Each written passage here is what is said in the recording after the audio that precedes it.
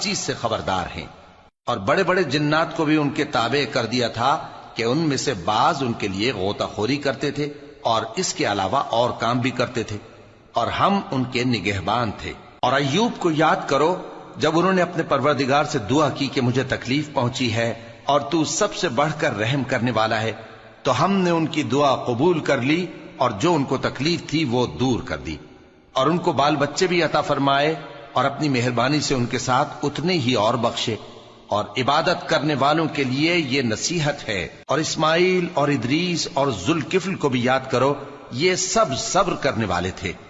اور ہم نے ان کو اپنی رحمت میں داخل کیا، بلا شبہ وہ نیکوکار تھے۔ اور مچھلی والے پیغمبر یعنی یونس کو یاد کرو جب وہ اپنی قوم سے ناراض ہو کر غصے کی حالت میں چل دیے اور خیال کیا کہ ہم ان پر گرفت نہیں کریں گے، مگر پھر اندھیروں میں اللہ کو پکارنے لگے کہ تیرے سوا کوئی معبود نہیں، تو پاک ہے اور بے شک میں قصوروار ہوں، تو ہم نے ان کی دعا قبول کر لی اور ان کو غم سے نجات بخشی،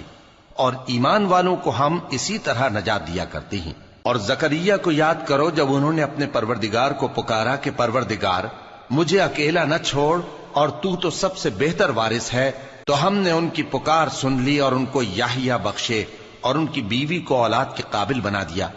یہ لوگ لپک لپک کر نیکیاں کرتے اور ہمیں امید اور خوف سے پکارتے اور ہمارے آگے عاجزی کیا کرتے تھے۔ اور ان خاتون یعنی مریم کو بھی یاد کرو جنہوں نے اپنی عفت کو محفوظ رکھا، تو ہم نے ان میں اپنی روح پھونک دی